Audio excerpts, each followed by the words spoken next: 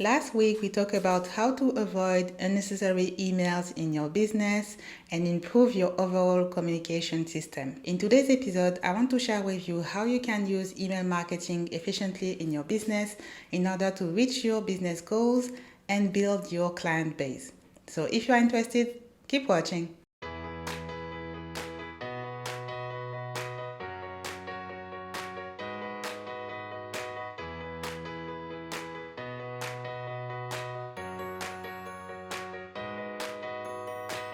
Hi, and welcome to this new episode of Her Online Business Podcast, the podcast for ambitious expat girl bosses and digital nomads. My name is Adama, I'm your host, and my mission is to help you build a business that serves your life, not the other way around, have more freedom, work smarter while making a positive impact.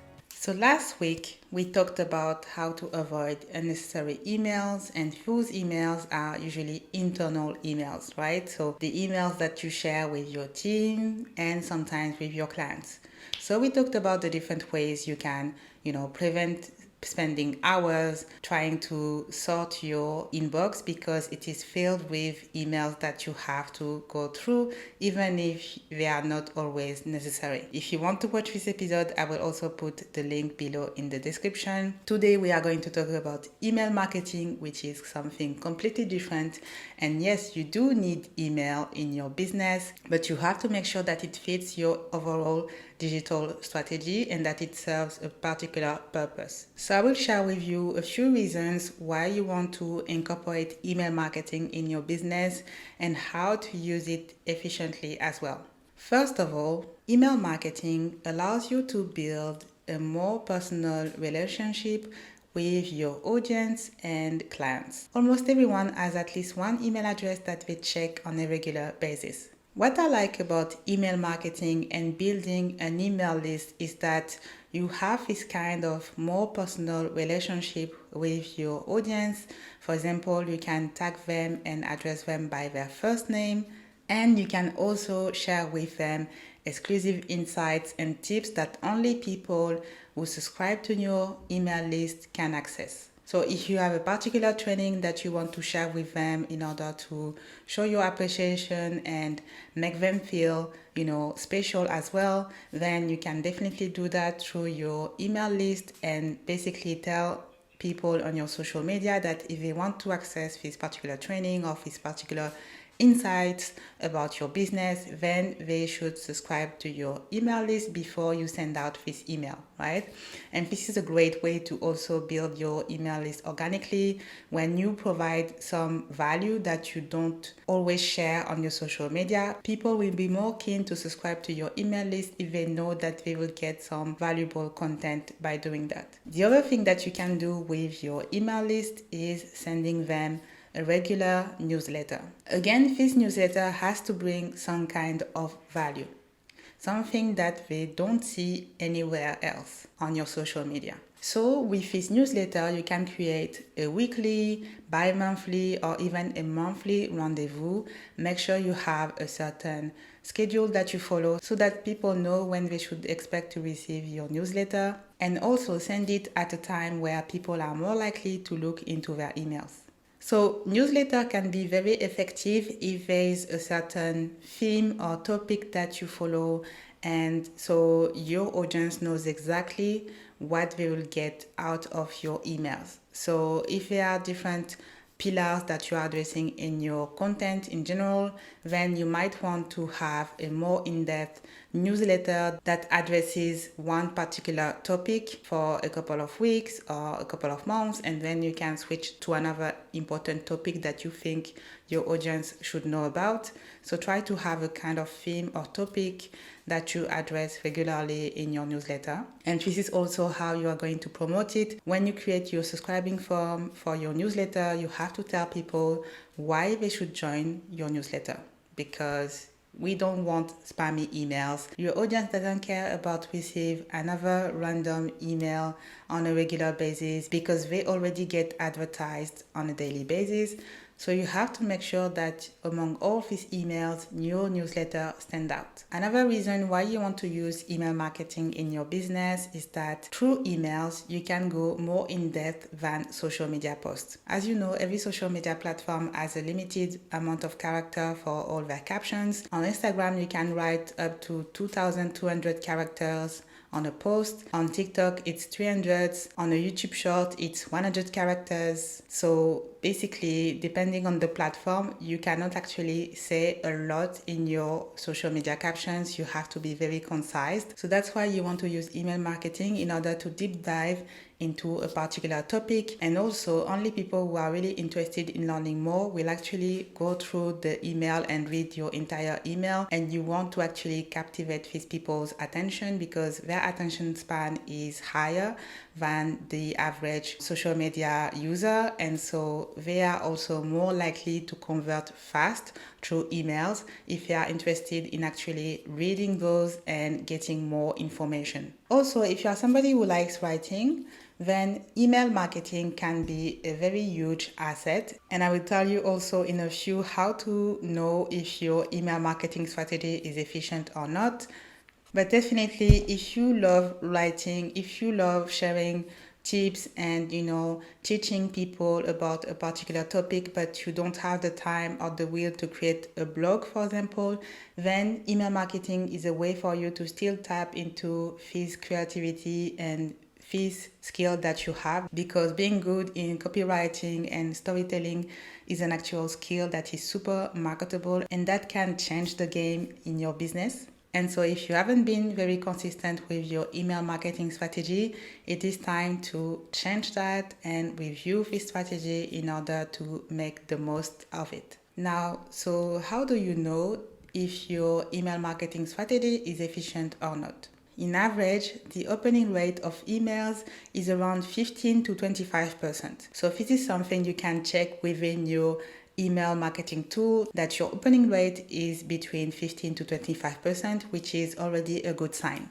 Then in terms of conversion rate, in average, emails convert up to 15%.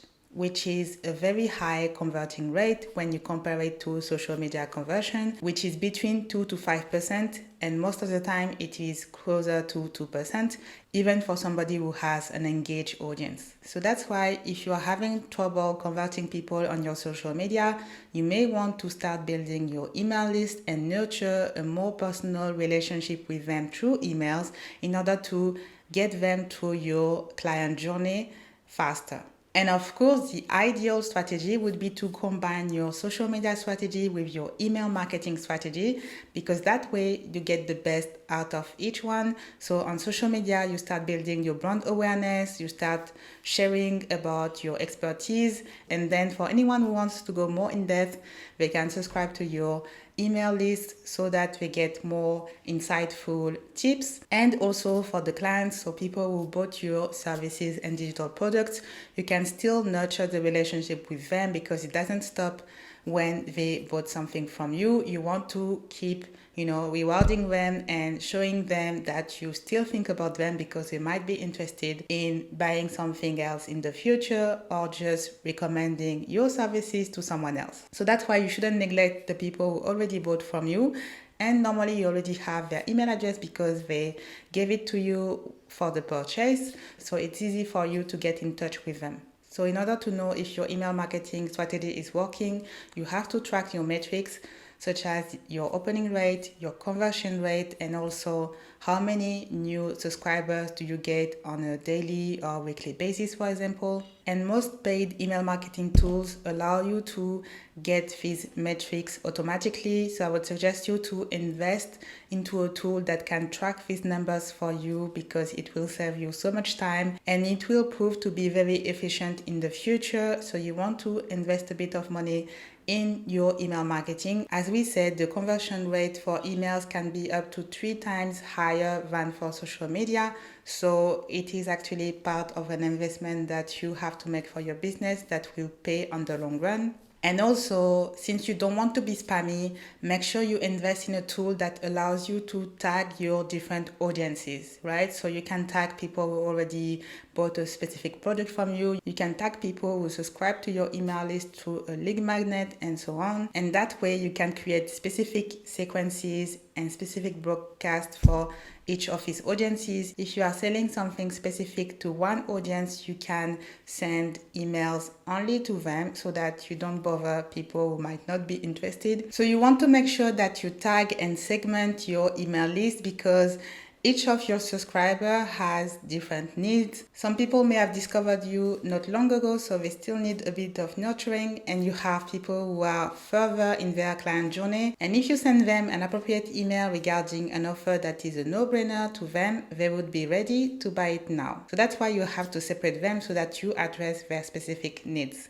And then the ideal would be to combine your social media strategy with your email marketing strategy. So on social media, you build your brand awareness, people get to know you for the first time. And then if they want to know more, they can subscribe to your email list where they will be nurtured, they will get some exclusive insights and tips that they won't find on your social media. And that's how you can convert them more easily because your email list actually belongs to you, which is not the case with your following. So if for any reason you lose one of your social media accounts, you may lose the entire audience that you built on there because this audience doesn't belong to you. So that's also why you want to build an email list because it will protect your business in the future. And your email list is basically your potential client base, right? So it is an investment that is definitely worth it. So if you don't have an email marketing tool right now, it's time to do your research and benchmark to find the tool that suits your need and that allows you to get all these insights and analytics that you need in order to improve your emails and see what is working and what isn't. Also, another thing you want to do is to automate as many emails as possible. So for example, you can build email sequences. This is very powerful if you want to welcome new subscribers automatically and send out different emails with a delay in between each of them. This is an easy way for you to start nurturing the relationship with them. And by the way, if you are looking for a done-for-you email sequence, then you can get my ultimate kit for new freelancers and service providers, where I share with you the email sequence that I use to welcome my subscribers.